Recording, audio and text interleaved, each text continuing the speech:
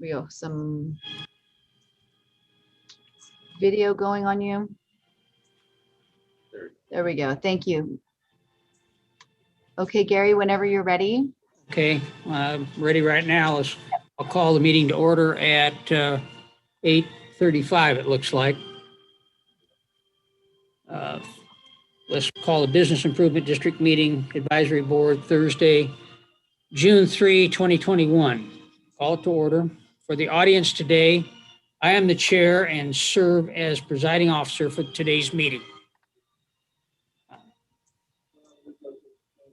Before we move forward, I would like to announce, in response to executive orders issued by the governor, the city is conducting a teleconference public meeting utilizing Zoom video communications. This allows the city to continue to conduct essential business and comply with the Public Health Administration recommendations to protect the public and city employees, practice social distancing, and limit exposure by not allowing in-person public meetings. To ensure that the meeting will be able to participate, public comments can be submitted as live comments during the Zoom meeting and via email at publiccomment@cityofglendora.org. With that, Madam Deputy City Clerk, will you please call the roll? Yes, thank you, Chair. At this time, I would like to conduct a roll call and request that each board member respond with present when their name is called. Board Member Alam. Board Member Alam. Yeah, present. Thank you. Board Member Hurst, I know is absent. Board Member Klingler. Here.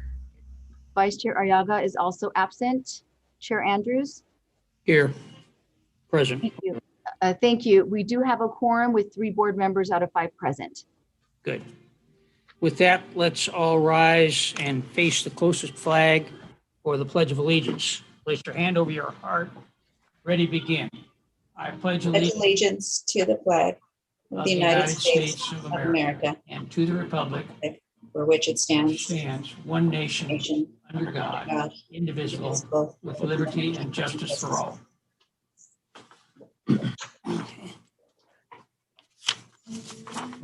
Does anyone wish to reorder the agenda? Seeing no response to that, I'll move. Do we have any public comment? Thank you, Chair. At this time, we have received no requests via the Zoom meeting or emails in the public email for request of public comment. Okay. With that, I'll close the public comment period. And that takes us to, do we have any individual board member statements? And I don't believe we do. I wasn't notified of any. And I don't see that Jeff Kugel is here for any statements from him. So that'll take us to special items. Jeff just logged in, so you might want to ask.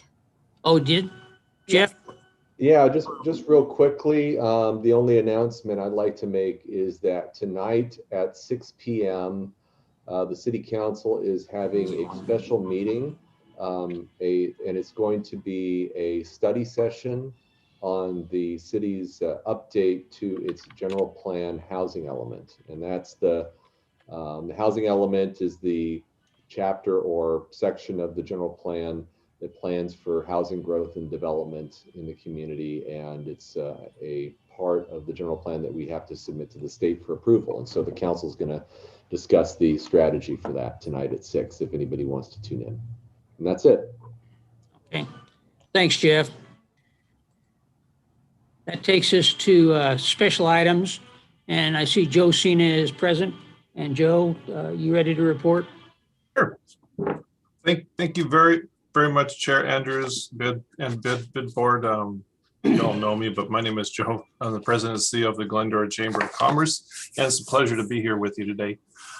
Just a few things. This past week, we had our first annual, but 11th annual Cuisines, but it was a restaurant week, as I'm sure you know. We had several restaurants around Glendora and then a couple outside of Glendora that were featured during it.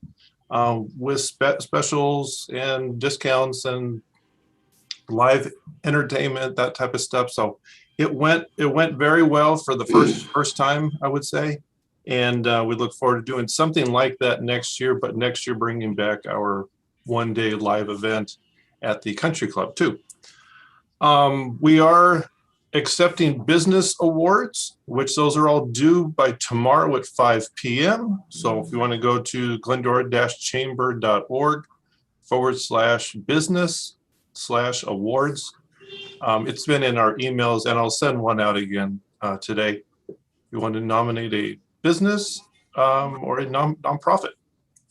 We're also having our installation and awards dinner at the Glendora Country Club on June 23rd at 6 p.m.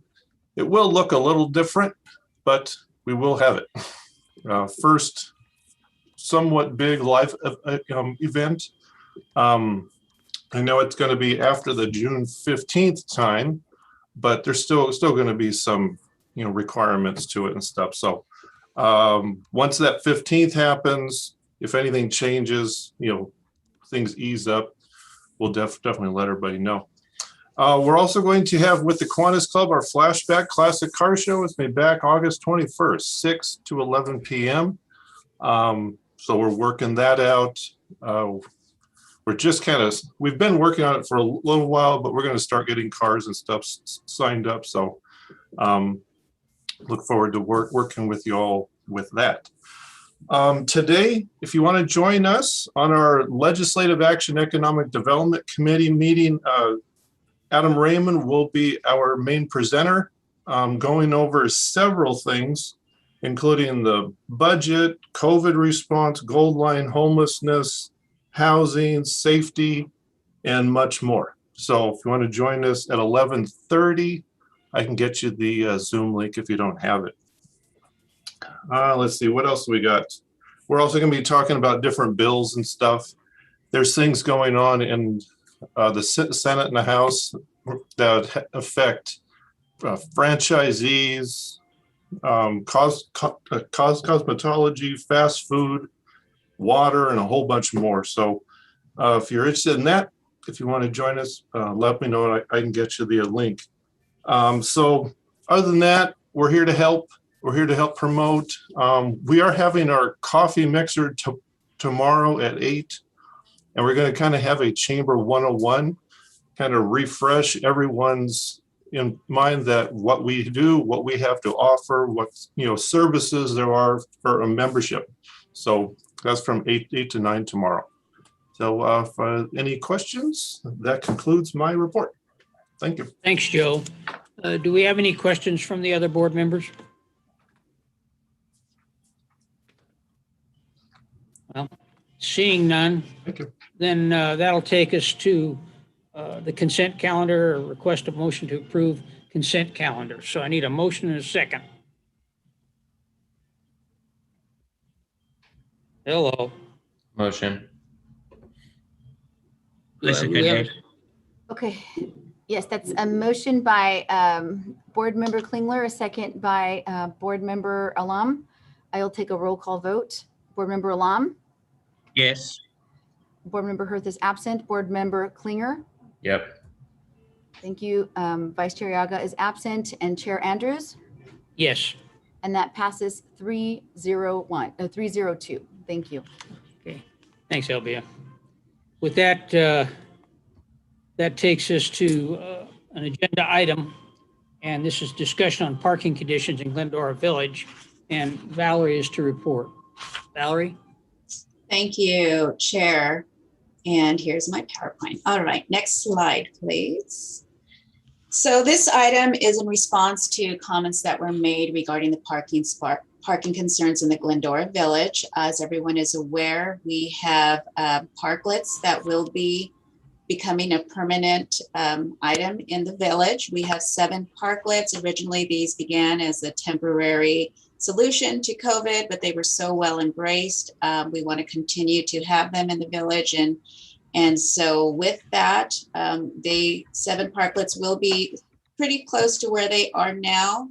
And with that, they may be reduced slightly. All in all, with this project, we will see that there will be 32 parking spaces eliminated. And next slide, please. So with that, I just want to give you guys a little bit of background, kind of take a look at the parking situation in the area. And as I was preparing this report, I realized that the BID did not get the benefit of having a parking study presented to them last year. We had a parking study conducted or performed in the end of 2019. They presented to council in April, and at that time we had already been impacted by COVID, and the BID was dark for the first few months. So we'll go ahead and go over that report, give you guys a little bit of background so you kind of see what the parking situation is. But just to get started, a little summary, the BID is within a parking exemption district. And so what that means is that for the most part, commercial businesses are not required to provide any parking on site for their businesses. And this is possible because there are public lots as well as on-street parking and private lots as well that can accommodate the parking needs. The area that you see here, you've got the little area within the shaded area. So you've got those white shaded blue areas. That is primarily the Glendora Village and the parking exemption area. And then the entire area that you see outlined in that yellow, that is the study area that the parking study took a look at. So originally this parking study was completed in 2009. City wanted to take a look and make sure that the supply met the demand. So a report was commissioned to be conducted, a study by a company called Fair and Peers. And the purpose of the study, again, was just to make sure that the demand was being met by the supply. So they took a look of the inventory from both public and private lots and on-street parking, and also used that study to do some surveys to get the peak usage and the amount of time that cars were parked. So fast forward, that report was done 10 years ago. So again, it was updated in 2019. And we'll go ahead and walk through some of those findings, kind of just give you a brief summary. But overall, what it showed was that the parking demand is met by the supply that we have. And again, we'll go through that, but just to give you an idea of the study area, and it's the same area that was completed in 2009. It is Bennett on the north, Carroll on the south, Pennsylvania to the west, and Wabash to the east. Next slide, please. So here we have a kind of a look at the public and private lots in the study area. So there are 24 public and private lots, and then it took a look at 58 on-street parking segments. The lots shown here are just color-coded, so you can see the difference between the public and private lots. The red shaded lots are privately owned, and the what I see as purple shaded lots are publicly owned. So combined, the existing parking supply in the area is 1,661 spaces, which is slightly an increase from 2009. And that's because there were some study area refinements. Some lots were not counted in 2009 that should have, and we also removed one residential parking lot that shouldn't be included for commercial purposes. The parking in the downtown parking district, as with most areas, is dependent on several factors such as time of day, time of year, and other conditions as well. But the surveys were designed to collect data on days that exhibited typical use. So when we get into it, you'll see that the surveys were conducted on one day on the weekday and then one day on the weekend day. And we'll get into that in the next few slides. Next slide, please. So this is a look at the utilization of the parking lots. They did 2 surveys, as I mentioned, or they did surveys on Wednesdays for weekday purposes and 2 Saturdays for weekend purposes. The surveys were conducted in October of 2019, and they performed or selected days that were very similar to 2009. So you can get as best of an apple to apple comparison as possible. Each parking survey was conducted by taking a look at the occupancy of the different lots, and as well as on street hour by hour between 8 a.m. and 9 p.m. So the off-street parking demand analysis is calculated based on an average utilization for a weekday and weekends on the days surveyed. So you can see here, the color coded will kind of give you, this is a weekday view, and it'll show you the utilization. So green is less used. It progresses in the yellow and the orange, and you can see that those red lots are the lots that have the highest peak utilization based on their individual lots. But if you look at the overall, here you'll see that the weekday utilization shows peak demand at 70% between 12 p.m. and 1 p.m. And again, 5 of the 24 lots had a peak of 90% or exceeded a 90% usage. And then just so you can kind of get an idea, for purposes of demand analysis, the industry standard kind of sets 90% as something that they see as an effective supply. So we don't want our lots to be 100%. They are effective. They see it as a 90% so that you have that cushion for people that may park wrong or need to back up into a spot, but 10%, as long as you are at 90%, you're considered to be effective with your supply. So again, yes, we do have some that are exceeding 90%, but overall there are parking lots available nearby that can absorb that additional need. Next slide, please. So this is very similar to the last one, except this is your weekend view. And you can see here that the weekend utilization is similar. You've got your parking lot demand overall at about 60 or 61% between 11 and 12. And then 8 of the 24 lots were at the 90 or above threshold on the weekend. Next slide. This is a look at your weekday utilization for the weekdays. So you're looking at the 58 segments for street parking. The peak weekday street demand was at 40% at 12 p.m. And again, yes, there are several areas that experience greater than that 90% utilization throughout the day. And as you would guess, they are within the Glendora Village right here along Glendora Avenue. Next slide. Again, we're just kind of taking a look at weekday compared to weekend. And once again, the street parking overall throughout the system, the demand is at 39%. That's your peak at around 12 o'clock. And yes, again, you've got some areas that are red, but you'll notice that very close by, you've got some green areas that show that they're wide open and available to have to be used as a parking alternative. Next slide, please. This is the same information, but basically just presented in a different way. It gives you an hour by hour breakdown of the on-street parking for the weekday, and it gives you a comparison of 2009 to 2019. So the blue is going to be your 2009 and your orange is going to be your 2019. Again, as mentioned, the overall peak utilization is at about 40% for midday, and you can see that the utilization from 2000 to 2019 is pretty similar, but it is slightly higher in 2019. And the thought behind that is that there is a stronger economy in 2019. Next slide, please. Again, this is the same thing, but a weekend view of the hour by hour utilization. And again, system-wide, the peak utilization is 39% in the early afternoon, with overall slightly higher utilization in 2019.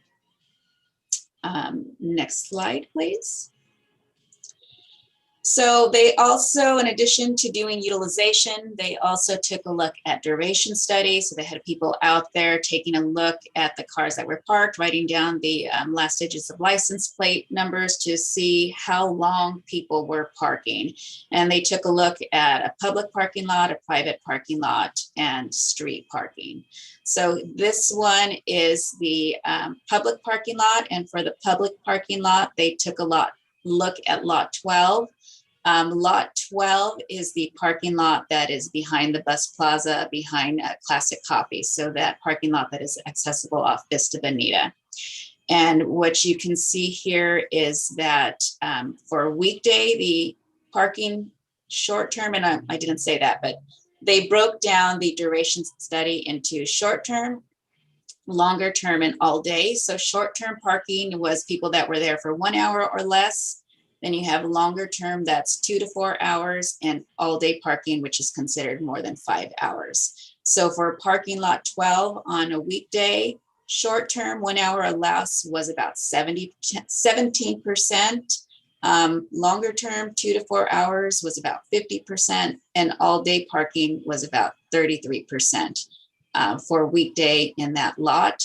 Weekend, again, similar. Short term, 1 hour or less was about 27%, longer term, 48%, and all day parking about 25%.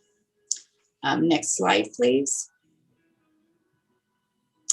Okay, so this is a look at a private parking lot, and I apologize, that figure is the wrong one, so you can disregard the lower one, but the private parking lot that was looked at was the lot behind the Bank of America.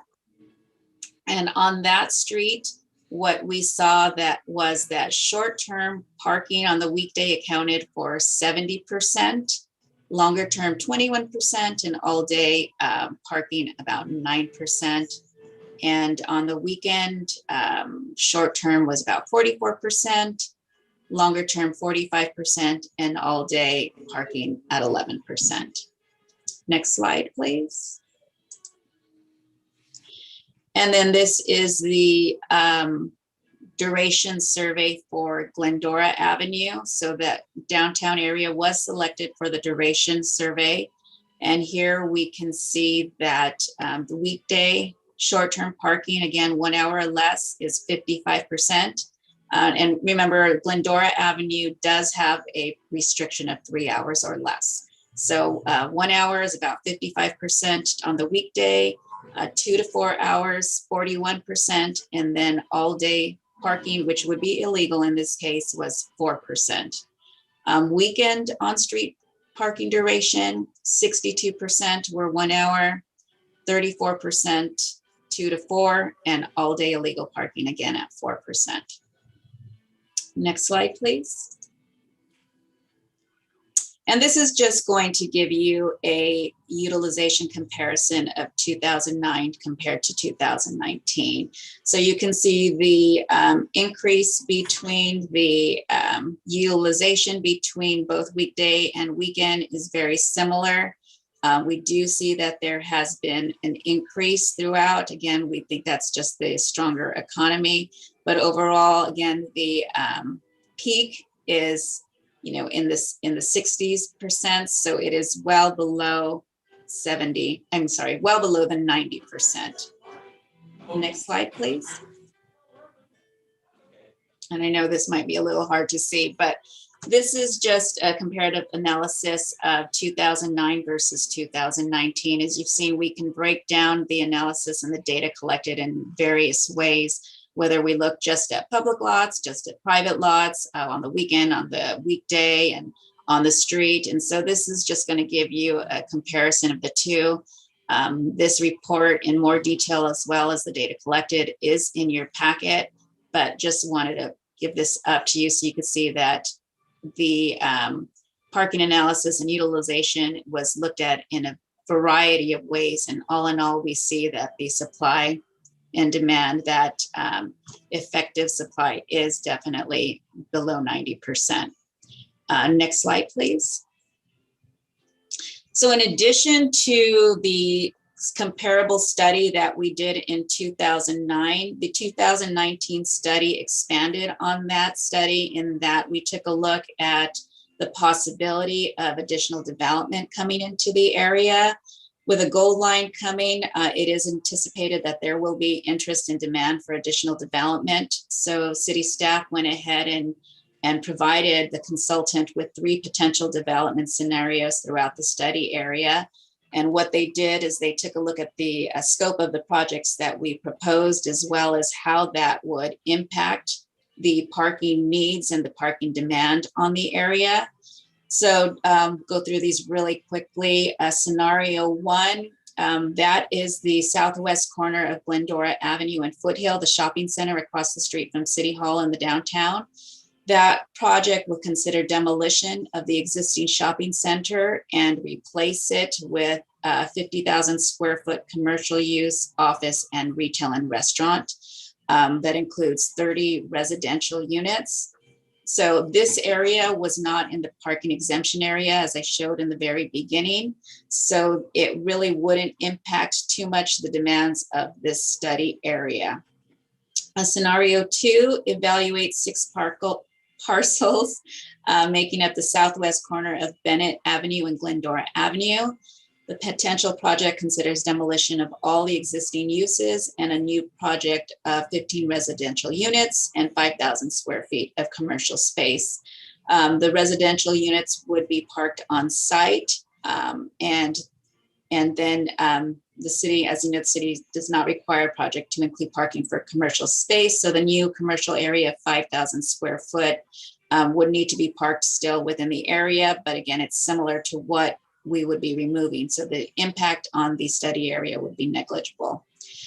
And then the third scenario would probably be the most, or would be the most impactful. This one considers removing parking lots 12, 13, 14, and a single family unit on Vista Bonita. So basically you're taking a look and removing all of the parking that's behind Classic Coffee, the plaza, all the way down to the arena. So we're removing all of that parking and replacing it with a new project of 44 residential units. Those would be required to be parking on site. And so while that project wouldn't increase demand for commercial parking, it's removing and eliminating all the public parking lots that we do use in our supply for the area. So when considering the overall study, we do see that there are nearby alternative lots and on-street parking that can accommodate the parking loss.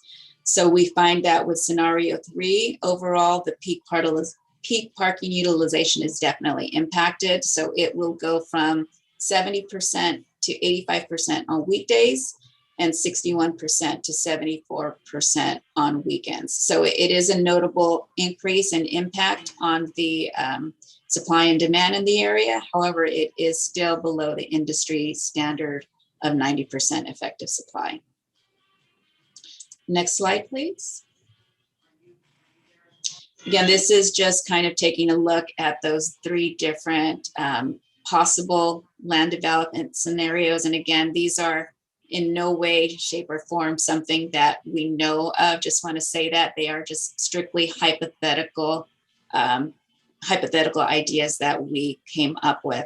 But again, I just want to point out that supply would still meet demand at a rate below 90%. And with scenario 3 being the most impactful, that one had a removal of 152 parking spaces. And so a net loss of 152. And if you remember what I said from the very beginning, the parklets are just removing 32. So if we can see that the parking would still be effective with the removal of 152 spaces, we feel comfortable that removing 32 spaces will be without too much harm to the overall parking supply. Next slide, please. So this is a parking study summary. Similar to the 2009 study, 2019 update concluded that there is a surplus of both off and on-street parking throughout the area. Again, we took a look at 3 potential development scenarios and concluded that while there would be an impact with that land development 3, there still would be a sufficient supply to meet the demand at below 90% utilization overall.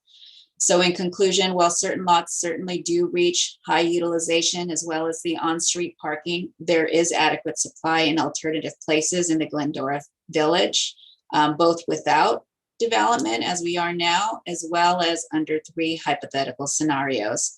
So yes, people may need to walk a little further, and they will not always be able to find a parking in front of where they want to go or on the street, but there are alternative parking spaces nearby. And overall, the area does have a sufficient supply to meet demand.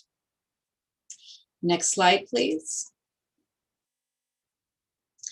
So while we are confident, and the study will show with the data collected, that there is not a parking problem in the area. Supply certainly meets demand, but we understand that human behavior is a lot of times dependent on our perception and what we perceive to be a parking problem. And so there are ways that the BID can consider options to kind of move away from that perception or lessen that. And so a couple of ideas that you can consider if you choose to explore this farther is recommend to council a reduction of the parking time on Glendora Avenue. As I mentioned, right now it is 3 hours. We did see from the duration study that at least 50–55% are 1 hour. So the majority is short term. If you wanted to make it all 1 hour, that's something that you can recommend to the council. I don't know if you'd want to do that right away without consulting some of the other businesses, but it is an option. Originally, 3 hours was thought to be a good time frame so that people might get a haircut or a treatment or have a bite to eat at one of the restaurants and still have some time to walk around and visit a couple other locations. So it's an option. You would have to recommend that to council. Another option would be to go ahead and commission a third-party consultant to kind of do a management analysis of the entire area, come up with some different ideas as to what might be done to lessen the perception of a parking problem. I know that there were some comments made, public comments received about possible ride-sharing incentives, paid parking options. There's different ideas that have been received, and so commission of a study of this sort might be something that could give you different ideas. I will tell you that there will be a cost to this, and I think because the City Council has already invested with 2 parking studies now, something like this would probably be something that the BID might want to consider using your reserve fund if you really foresee that this is an issue. One of the other options is maybe just some improved signage. I believe we do have some signs out there right now, but if you want to make something more visible and something that really pops out, that's maybe an option to consider also, is increasing or improving the signage that shows where alternative parking is. Next slide, please. So that completes a summary of the parking studies we did, kind of gives you an idea on what the parking situation is and regarding the supply and the demand. This is a receive and file report. However, the BID board is welcome to discuss this and decide if you would like to recommend staff to take further action if that's determined necessary. So I will return this over to the BID board for discussion. Can I ask a question? Yes. Great report, by the way, extremely thorough. Thank you. I'm sure that took a lot of time to put together. My question is, it sounds like at the end you're saying that the BID would need to pay for any of these parking things that we're talking about, like going to 1 hour parking, signage, things like that. Now, if the bid were to somehow convince, if we were to somehow convince the City Council that we could start charging for parking on Glendora Avenue, like putting in meters, would that money be able to go back to the bid if we were the ones that installed the parking meters, or would that be a city thing? Oh, that's a really good question. Jeff, do you want to help me on this one? Okay, here, let me get my. I think that would be something that would have to be, researched and explored to some degree. I mean, part of it, if the council agrees with putting, you know, parking meters on Glendora Avenue or elsewhere on street parking, and, you know, then if they're willing to front the money to pay for, or ask the bid to pay for it, you know, I really can't tell you what steps need to be taken to install meters. So I don't know what the outcome would be in terms of where that revenue would go ultimately without doing additional research. There's not very many cities in the area that have meters. I'm only aware of Pasadena as a city that has meters in the area. Other than that, I think downtowns within the East San Gabriel Valley operate much in the same way that Glendora does.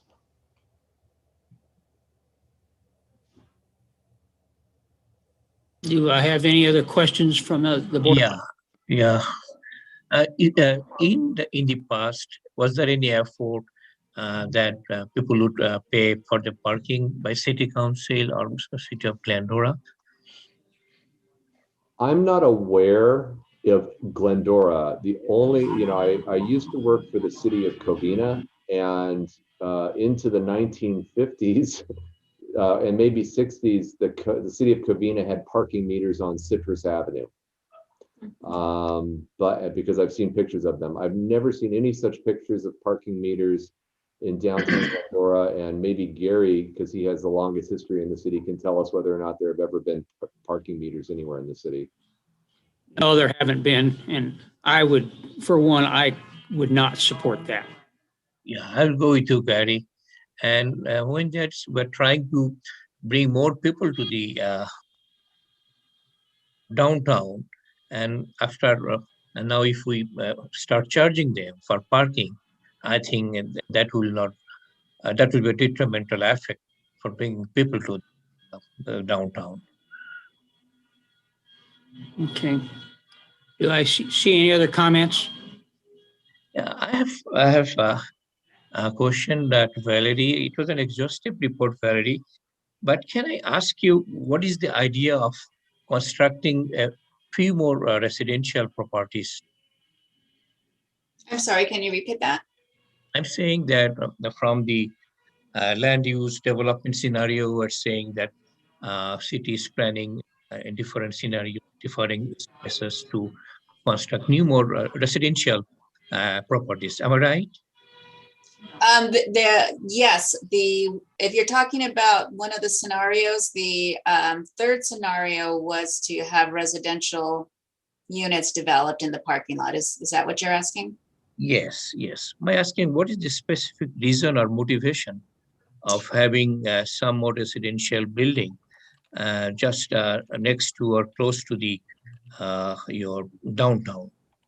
Well, that's first it's a hypothetical, but also there is a need for housing. As you're aware, we do have a need for housing units throughout California. And also it is thought, you know, if we increase our residential in the area, it's also supportive for the businesses that are there as well. You've got additional consumers nearby that could come and support the businesses in the area as well. So it's, first of all, it is hypothetical. It's not anything that we are moving forward with at this time, but also there's a housing need and it is additional consumers for the bid as well.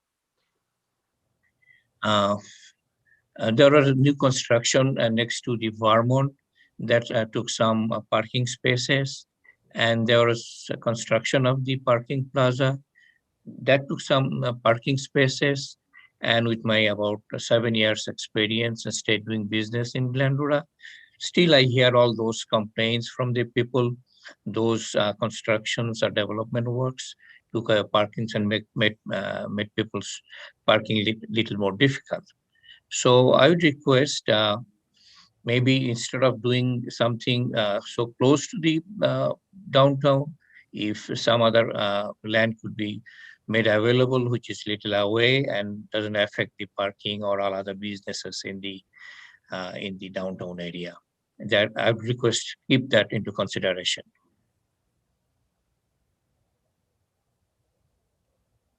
And I have one more point. That is, I fully agree with Valerie that having a 1 hour time limit I think it will be very inconvenient, as you rightly said, when people come here, they just don't come for the nail, or they also want to do something else, maybe eating or some other little shopping. So I would request to keep the timing for 3 hours, and now whatever it is for the 20 minutes, if somebody is just coming to and picking up something, I think it is working fine. But what my request is, whatever time limit is imposed, it has to be enforced. And that enforcement, I think it needs some more improvement, some more effort to be given. That in time limit enforcement should be done. And it should include also on Saturdays. Maybe Sunday is a different story. Most of the stores are closed, so everybody is coming to the businesses. But on other weekdays, including Saturdays, a lot of people like me, I'm working here. I'm trying to find my parking closest to my business. This is what is creating inconvenience.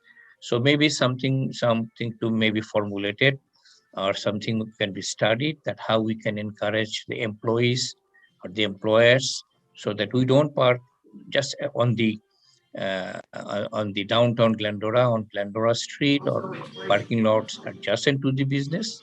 Rather, we park little away and walk down to our business. Okay.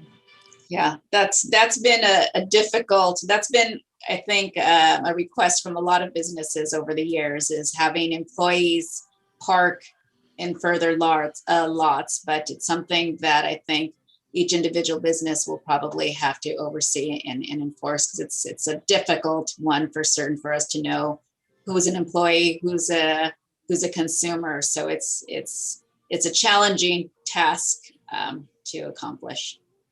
I agree, it's challenging. Did I hear any other comments? To that last point, as far as I'm concerned, is that that's the onus is on individual business owners to talk to their neighbors and get that one figured out. And that's the way we've done it for years and been pretty successful down here. So I think that takes a neighbor to neighbor chat to make that happen. Now, do I see any other comments? Seeing none, then I'd look for a motion to receive and file.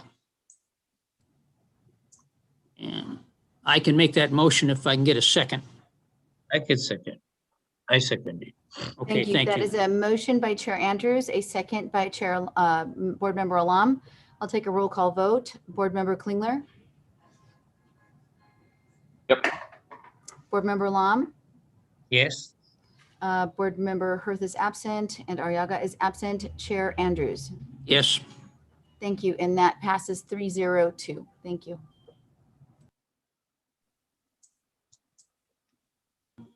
Oh, I'm back. Okay, that takes us to our next agenda item. We don't have any unfinished business. New business would be our financial report to be presented by Valerie again. Thank you. So we are now, what you have in your packets is your financial update through April 30th. So we're now about 83% complete with this fiscal year, which will end at the end of this month.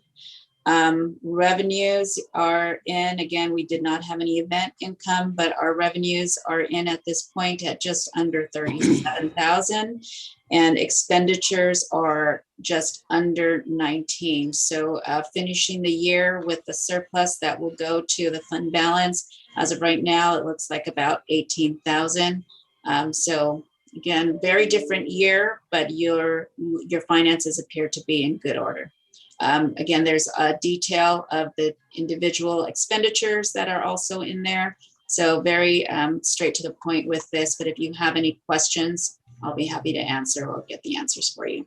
And with that, I'll turn it back to the board. Do we have any questions dealing with the financial report? Seeing none, then I will call for a motion to receive and file. Motion. Okay, and I'll second it.